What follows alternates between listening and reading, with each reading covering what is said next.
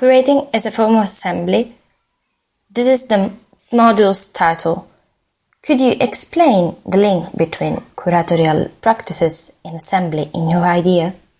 So I decided to call curating as a form of assembly a research. It's actually my PhD research that I'm doing at Loughborough University with Gillian Whiteley. And I came to the university with a project that was already looking at political processes, artistic practices, and institutions, actually. And so I was looking at how these three could come together within unique context. And I was also interested in researching on the history of curating. So in my research, curating, the actual word curating is quite interesting because I believe it has changed from when Harold Seaman was working in 1972. So if we're not talking about exhibition making anymore, we're talking about something that is more general. We're talking about something that is called curatorial, which is a term that came up in recent years and that Paul O'Neill is using and Aaron Rogoff is using. And the curatorial is already a philosophy of practice. So it's a philosophy of curating in a way. I use the word curating, although I believe that it is more about curatorial because the practical side still has to be within the way we understand the assembly. And the assembly specifically is a political practice that I'd like to bring into artistic platforms, but not as a form of decision making. So what I've been looking at is also how the assembly as a practice has changed throughout the years. And when I talk about assembly, I think of the ways the assembly has been considered within recent social movements, so coming up from Occupy Wall Street or Indignados or other movements coming from the Arab Spring. And there's been a lot of texts that are looking into consciousness raising. So the assembly format and the way it was understood in New York and the way it was understood in the Quinzem as well was a format that made everybody sort of that created a free situation in which people could confront themselves. And I remember this particular episode in which I was doing research in Barcelona for my practice part of my research, in which an activist in particular from Guardia Movement called Rolando Laguerra told me that a lot of the anarchists that haven't been working in the past 10 years came down to Plaza Catalunya and they were participating. So it's actually a moment of gathering of different political subjects that were trying to find a new subjectivity. So those two terms, curating and assembly, I think relate a lot to the way we should start to embrace what has been happening in society today in order to raise consciousness rather than create a product or a final kind of exhibition, if we want, in curatorial terms. So that's the explanation of the title. One of the interesting ideas you pointed out during the module was prefigurative politics. What this definition is related to? So, there's a concept of prefigurative politics came out from a discussion that I had with the Department of Politics in Loughborough University, in particular with a researcher who is teaching at Loughborough University. He was part of the Occupy Tel Aviv movement, so that's quite interesting. And he's the author, his name is Yuri Gordon, and he's the author of Anarchy Alive, and we're talking about how political processes have changed quite a lot and in the past 10 years, and how we could start speaking about prefigurative politics. Now, the exact definition of prefigurative politics has been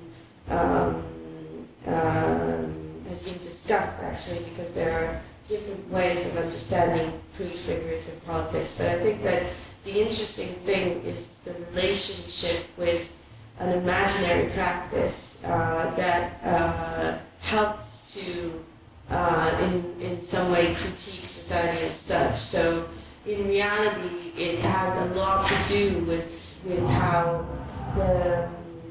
it has a lot to do with how the consciousness is coming up throughout the group, and how those modes of imaginary practices are then in some ways performed. And I think it's really interesting to see that in relation to how social media has also changed political processes specifically, because the political message has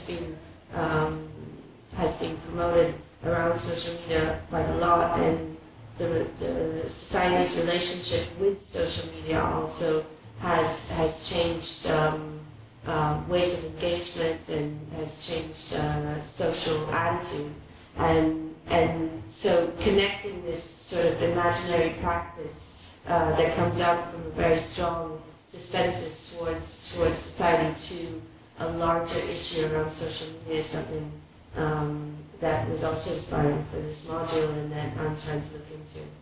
Imaginary theory praxis. They are all ideas we often dealt with during the module. Also referring to Cornelius Castoriadis' theories.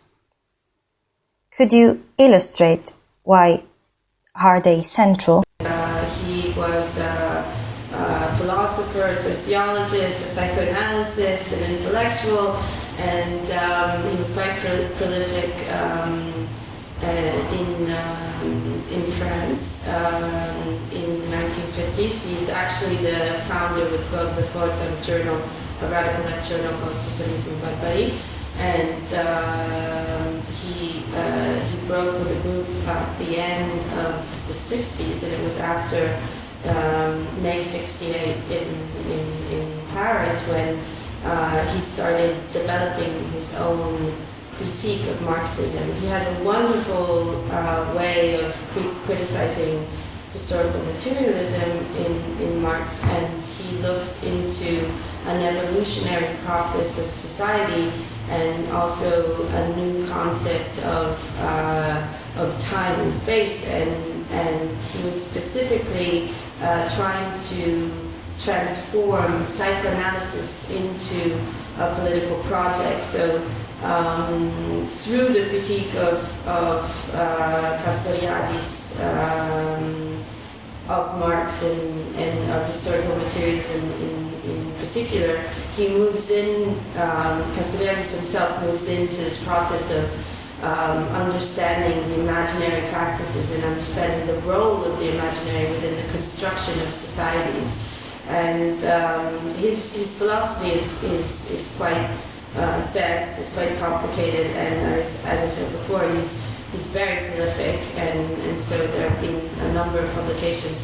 But what I'm looking into specifically is the concept of radical imaginary, and his idea of radical imaginary was connected to a sort of disorganized way of living society compared to an organized way of living society.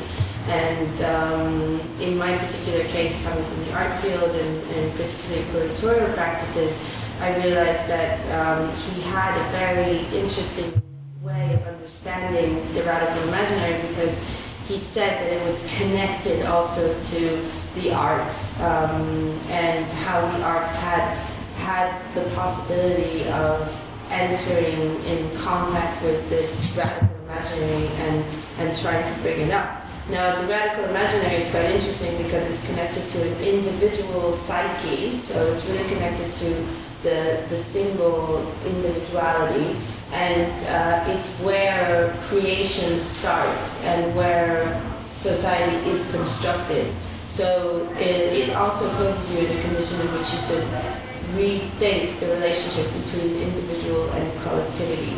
So in this particular module, I think what was interesting was the fact that we managed to play a lot with praxis, which is a philosophy of praxis, and trying to put theory into practice and practice into theory, vice versa.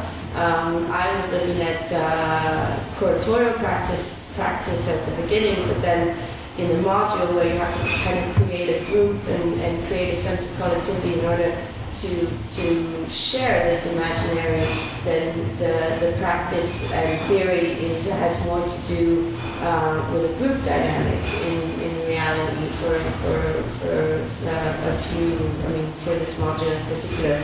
But we did address also the potentiality of the imaginary practices per se, and how within the imaginary practices it is possible to critique reality even though it's a word that I don't like, but reality was a word that came up from the workshop, and so you have this possibility of putting yourself outside of yourself to understand yourself better.